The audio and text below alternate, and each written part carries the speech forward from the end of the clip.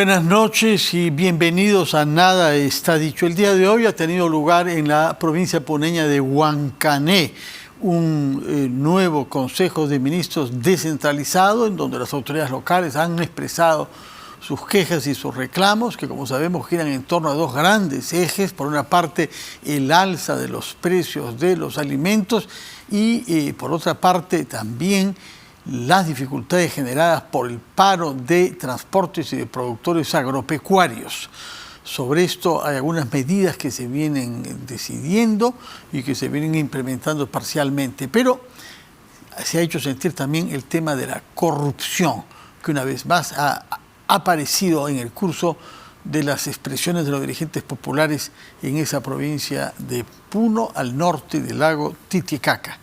Por otra parte, el día de hoy conocimos una resolución de la Corte Interamericana de Derechos Humanos, con fecha de ayer, publicada hoy 8, que es el último día de la sesión ordinaria de esa Corte, que desde Costa Rica ve los casos que tienen que ver con el sistema interamericano de derechos humanos, entre los cuales las cosas que se plantean desde el Perú, pues son nuestro país es signatario desde el año 78, antes del gobierno militar, del Pacto de San José. Razón por la cual hemos invitado al abogado defensor de Alberto Fujimori, César Nakazaki, para que nos comente cómo ha recibido esta resolución, si bien es cierto que se había anticipado de alguna manera ya y nos había dicho usted temer que la Corte decidiera, como ha sido el caso, que el Estado peruano se abstenga de implementar, ese es el verbo que usa, la medida adoptada por el Tribunal Constitucional restituyendo el indulto por razones humanitarias que se concedió a Alberto Fujimori el año 17. Abogado César Nakazaki, muy buenas noches y bienvenido a Nada Está Dicho. Buenas noches, Fernando. Gracias por la invitación. Bueno, en este caso, en realidad, casi todo estaba dicho, ¿no? Usted mismo, de una manera prudente, hizo sentir que podíamos temer, que podíamos esperar que la Corte resolviera en el sentido en que lo ha hecho. ¿Algo le ha sorprendido de las 18 páginas que constituyen la resolución? Una gran sorpresa, Fernando, porque ya no diferencio entre la comisión, que es fiscal, y la Corte, que son jueces, para que nos entiendan los televidentes y los radioescuchas. Lo que estábamos esperando, y lo conversamos, era, como habían dado una medida provisional de oficio por la suspensión, era probable que confirmen esa decisión.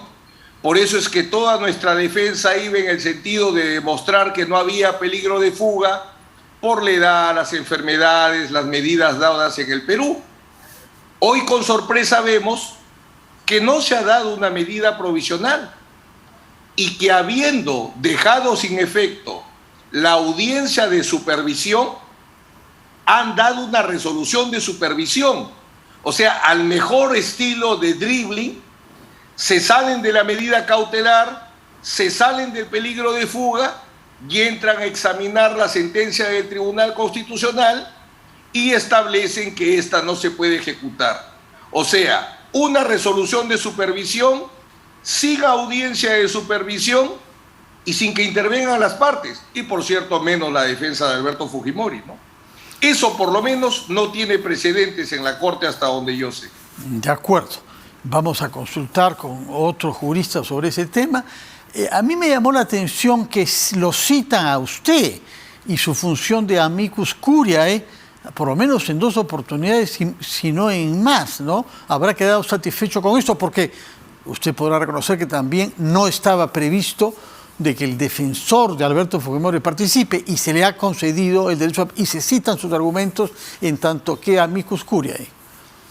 Creo que hemos avanzado un poquito en una lucha de muchos años porque también sean partes no solo las víctimas, con todo derecho, sino las personas de carne y hueso que son afectadas con las decisiones de la Corte y que por razones hasta ahora inexplicables, porque el pacto no lo prohíbe, el reglamento de la Corte no lo prohíbe, nunca los dejan intervenir.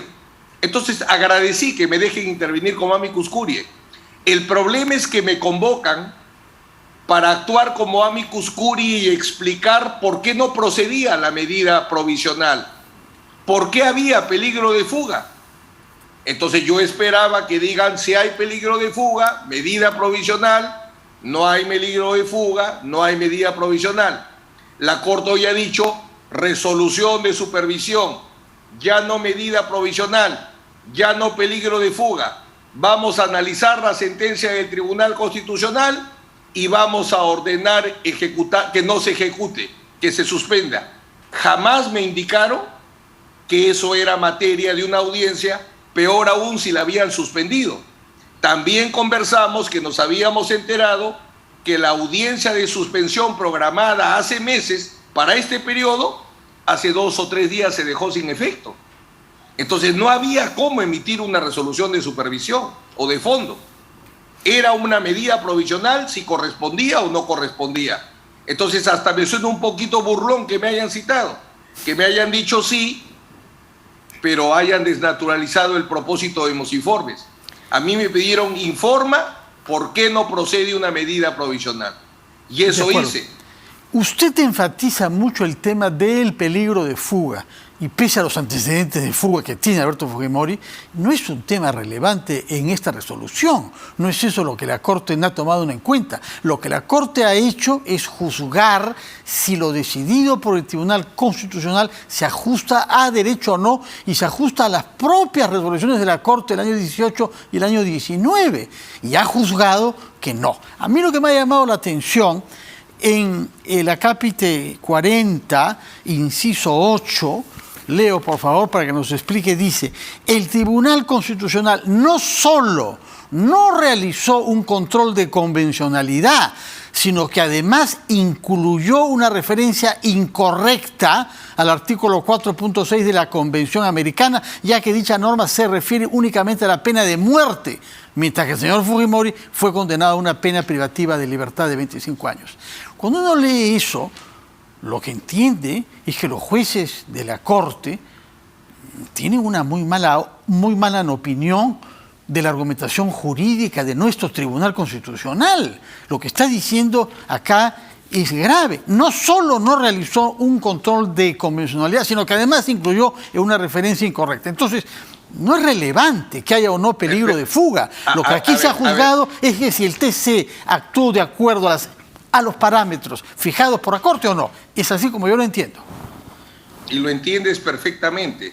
La pregunta es la siguiente: de acuerdo al reglamento de la Corte, que no lo inventé yo, las resoluciones de supervisión como la del 2018 se dan porque hay una audiencia previa de supervisión donde se discute el fondo. Eso no hubo, lo suspendieron. O sea, se perdió un partido sin jugarlo. La única audiencia que se realizó fue una audiencia de medidas provisionales pedidas por la parte civil.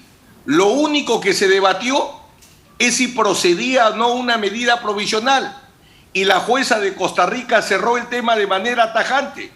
Si es medida provisional, peligro de fuga. Le pregunto al representante del Estado: 83 años, estas enfermedades y estas 2 medidas, ¿hay peligro de fuga o no? Se quedó mudo. Bueno, está prohibido de salir al extranjero por una decisión judicial adoptada hace pocos días. O sea, pero eso no se trata, sí. Eso no se trata porque, como tú bien has dicho, ya no es una medida provisional. Ellos han hecho una una resolución de supervisión sobre la sentencia del Tribunal Constitucional sin que haya existido previamente, como en el 2018, una audiencia de supervisión.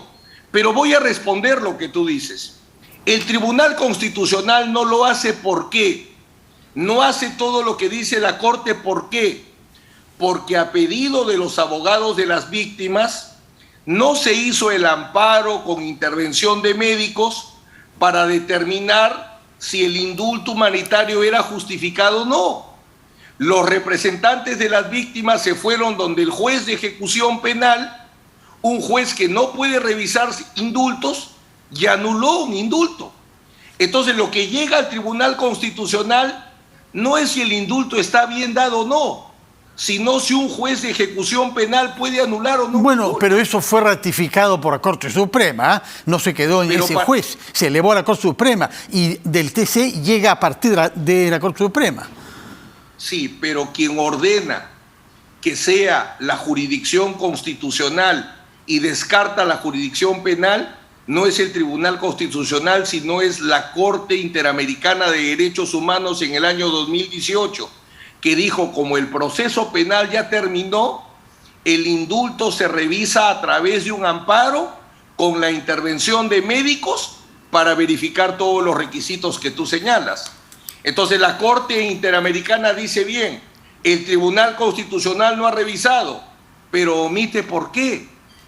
Porque las víctimas o los abogados, para ser exactos, no ejecutaron la sentencia de la Corte. Por eso te hablaba la vez pasada de una cadena de desaciertos. Sí. La sentencia de la Corte del 2018 no se ha cumplido por el Poder Judicial y el Tribunal Constitucional no podía revisar el indulto, no podía ver si la sentencia de la Corte se ha cumplido o no. Lo único que revisó el Tribunal Constitucional es lo que los abogados le pidieron a un juez penal de ejecución, que solo la autoriza la ley para ver beneficios penitenciarios, no para anular indultos presidenciales. Bueno, pero el TC considera que la Corte Suprema y el juez anterior no son competentes para pronunciarse sobre eso, es decir, para anular el indulto. Y ahí entra en contradicción flagrante con la Corte. ¿Quién tiene razón? ¿Cómo se puede dirimir eso? La Corte en el año 2018, cuando dijo hay que revisar el indulto, fue a más. Y dijo, en el Perú, ¿en qué vía se podría revisar? Te hablo de la Corte Interamericana. Sí. La Corte Interamericana dice, en la vía penal no, porque el proceso penal ya terminó. El indulto, según la Constitución peruana, tiene efecto de cosa juzgada. O sea, el proceso penal ya terminó. ¿Cuál es la única vía que queda en el Perú para revisar? El amparo. Le preguntan las víctimas, ¿existe el amparo? Las víctimas le dicen, pero el amparo demora mucho. Y la Corte le dice, no, hemos visto la sentencia de Jalilí, hemos visto la sentencia de Crucillat, no demora mucho. El amparo te puede proteger, haz tu amparo. La Corte le dice a las víctimas, haz tu amparo. Y no han querido hacer un amparo, hicieron ese incidente de control de convencionalidad y eso es lo que anula el Tribunal Constitucional. El Tribunal Constitucional lo que anula es lo que el Poder Judicial hizo contra lo que establecía la sentencia de la Corte Interamericana. Regresemos a su concepto de base, que es una cadena de desaciertos. Quisiera ver a qué actores está incluyendo usted, si está limitándose en los desaciertos al TC o incluye también a otros actores.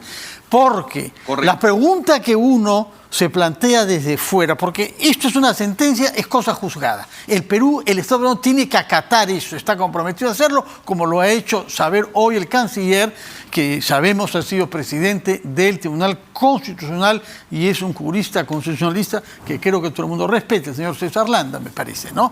Entonces, bueno, retrocediendo... Una ideología muy específica, pero bueno, ok, la cadena... Me llama la atención que ahora usted esté utilizando ese tipo de recursos, este tipo de argumentos sobre la ideología que usaron otros abogados de su entorno. Usted se había abstenido hasta ahora. Yo voy a lo siguiente. Nunca un militar tiene la razón para el doctor Landa. Y hay un solo ojo que llora. O sea, yo tengo toda una discusión sobre ese tema cuando guste. Sí. ¿No? Ahora, permítame alejarnos del tema judicial, porque es cosa juzgada, y retrotraernos al origen de esta cadena de desaciertos. Entre tanto, hemos podido conocer al abogado Parco, al que hemos entrevistado acá. No sé si usted vio la... No he tenido el gusto. No sé necesariamente si es un gusto. Eso juzgará usted, si será un gusto o no. Es un colega. Pero en fin, entonces, es una fórmula cortés la que usted usa, pero en fin, eso está sujeto a verificación. En todo caso, la pregunta que corresponde es ¿por qué el habeas corpus preparado por usted, un documento articulado de 260 páginas, usted, que es el abogado defensor, no fue tomado en consideración por el Tribunal Constitucional y en vez de eso, el del abogado Parco, que francamente, por decirlo menos, es difícilmente convincente? Los argumentos jurídicos Usted puso en duda que yo había leído un texto auténtico. Yo recuerdo que usted hace 2 semanas me dijo que temía que las citas que yo hacía eran tan grotescas que usted pensaba que era un fake. ¿Usted recuerda eso o no? ¿O se ha olvidado selectivamente de ese comentario que usted hizo? No. Tengo buena memoria. Y para las cosas que usted dice. Usted sugirió que yo había leído un fake de lo grotesco que eran las cosas que yo le citaba. Pues no era, porque he hablado con el autor de ese texto de Habeas Corpus y efectivamente considera que hay que comparar a Alberto Fujimori con Francisco Bolognesi y con Túpac Amaru II y realmente no hay argumentos. Prescindo de la trayectoria profesional del señor Parco y del orgullo que sentía de haber liberado a muchos violadores. Su práctica profesional de habeas corpus tiene mucho que ver con ese tema. En fin, no comento eso, ni tampoco el habeas corpus en favor de su hermano. Y los argumentos que no dio por pudor, no voy a repetirlos acá. Usted debe conocerlos, como es un abogado juicioso e informado. Pero la pregunta es ¿por qué ese habeas corpus realmente muy poco convincente ha sido tomado en cuenta por los jueces constitucionales y no el que usted elaboró? Yo coincido y lo he dicho públicamente con lo que tú piensas, por eso en la madrugada metí mis argumentos del habeas corpus y metí mis pruebas del habeas corpus, aprovechando el antiformalismo que da este tipo de procedimiento, porque al leer el habeas corpus me di cuenta que necesitaba ser reforzado. Y creo que debió ser acertado lo que propuso María Elena Ledesma de que se acumulen, como en el caso del presidente Humala, eran 2 habeas corpus, se acumularon y se vio uno solo. ¿Por qué no se hizo? ¿Por qué no se hizo? Eso forma parte de lo que se llama cadena de desaciertos. Permíteme y te marco la cadena. Número 1, los abogados de las víctimas no ejecutan la sentencia de la Corte Interamericana.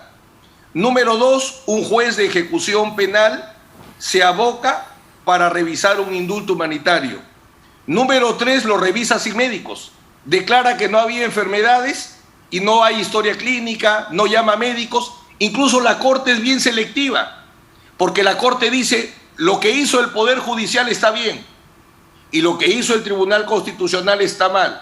¿Por qué está mal lo que hizo el Tribunal Constitucional? Porque no tuvo en cuenta información médica. Debió tener información médica actualizada. Perdón, ¿y el Poder Judicial la tuvo? Entonces, primero las partes que no cumplen la ejecución de la sentencia. El juez de ejecución penal que se mete donde la ley no lo permite, la sala que confirma el error, y en el Tribunal Constitucional debió trabajarse sobre el habeas corpus más sólido. Es más, sigue en trámite y probablemente en las próximas semanas se señale audiencia. Ahora bien, ¿por qué en vez de un habeas corpus para restablecer un indulto humanitario sumamente cuestionado, señor Nakazaki, no se solicita otro indulto humanitario 4 años después del anterior con argumentos médicos vigentes hoy?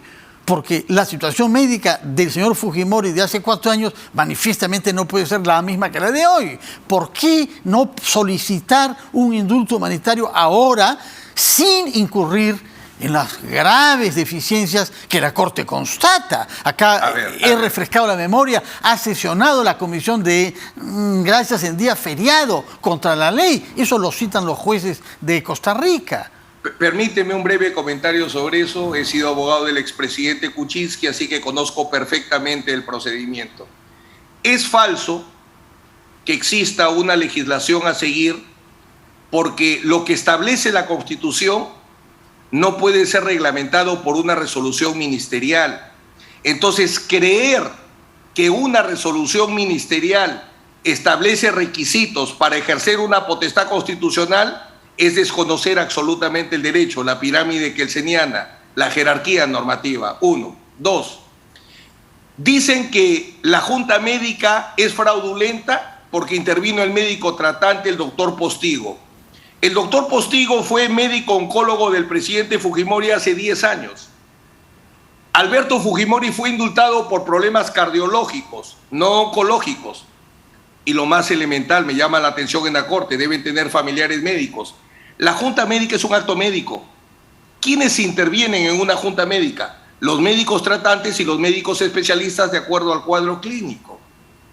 Otra cosa que nadie ha dicho, si en algún lugar hay que revisar con especial cuidado un indulto humanitario en el Perú, porque nosotros tenemos tradición de indulto humanitario. El de Alberto Fujimori será el 100, con las siguientes características, Fernando: sin junta médica, por enfermedades más y menos graves que las de Alberto Fujimori, y en el 98% por delito de terrorismo. Esa es la jurisprudencia peruana en materia de indulto humanitario, que me gustaría, ya que a mí no me dejan, que alguien le diga a la Corte Interamericana. Pero ¿cómo no le dejan si ha presentado amicus curiae de usted? Ha justamente celebrado el progreso que se ha hecho con esta resolución, en la medida en que sí se le ha permitido. El problema es que me llamaron a jugar fútbol y no básquet. Me llamaron a discutir una medida cautelar. Bueno, pero es una buena semana para el fútbol, ¿eh? De fondo. Yo no veo por qué se queja del fútbol. Usted ha sido una buena semana para el Perú, gloriosa en esa materia. Maravillosa, pero el tema es que estábamos en el primer tiempo, estábamos en medidas provisionales. En algún momento, ojalá el doctor Landa, sería una buena pregunta, si puede haber una resolución de supervisión sin audiencia de supervisión. Ya, se la vamos a formular en cuanto quizá deje de ser canciller y vuelva a ser constitucionalista, pero reitero la pregunta. Le iría mejor, me imagino.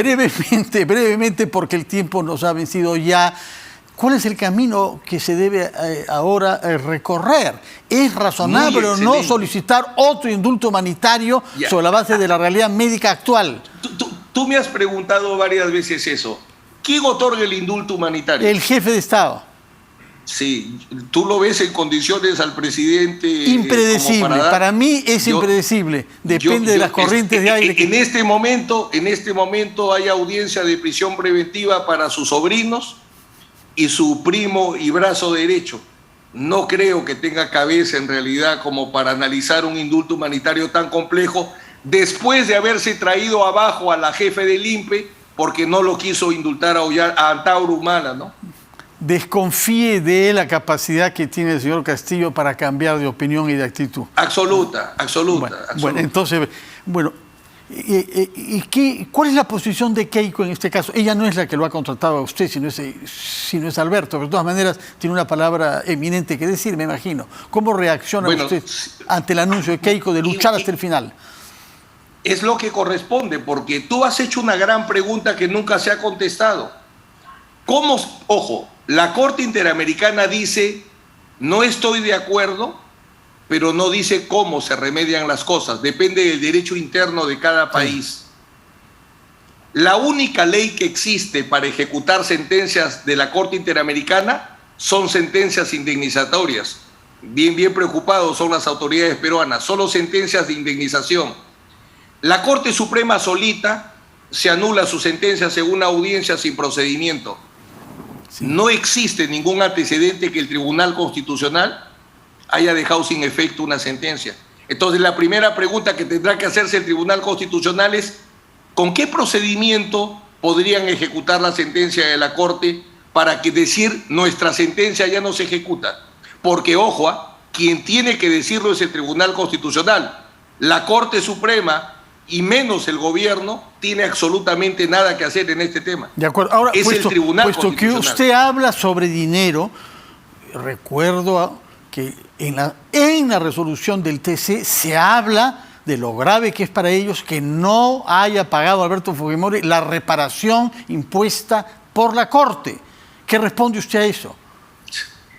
He participado en la gran mayoría de casos del sistema anticorrupción, así que lo tengo muy claro. Popio Olivera era el que dirigía ese tema.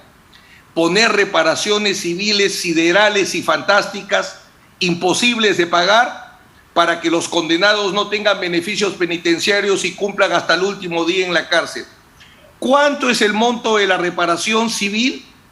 ¿Y qué patrimonio o qué actividad laboral puede ejercer Alberto Fujimori para pagar esa cantidad? Si es que cobrara lo que le corresponde como pensión desde el año 7, que está congelado, ya estamos ante una cantidad importante, ante un porcentaje si lo hubieran importante. Pagado. Yo también me quedo con lo de congelado y, por cierto, ilegalmente, ¿no? Pero yo no sé si es que él ha solicitado que no quede congelado. ¿Se han hecho esfuerzos para que él cobre sus pensiones y pueda pagar con eso? No lo sé. No lo sabe. Tomo nota de que sobre ese tema el abogado César Nakazaki no lo sabe. Estoy seguro que se va a documentar y que la próxima vez podrá decírnoslo. En todo caso, muchas gracias por el tiempo que nos ha dado y por su reacción ante esta resolución con fecha de ayer, pero que ha sido notificada el día de hoy, último día del periodo de sesiones ordinarias de la Corte Interamericana. Muchas gracias al abogado César Nakazaki. Vamos a hacer una pausa, después de la cual escucharemos un abogado con sin duda otro punto de vista, puesto que es abogado defensor de las víctimas, en este caso Carlos Rivera.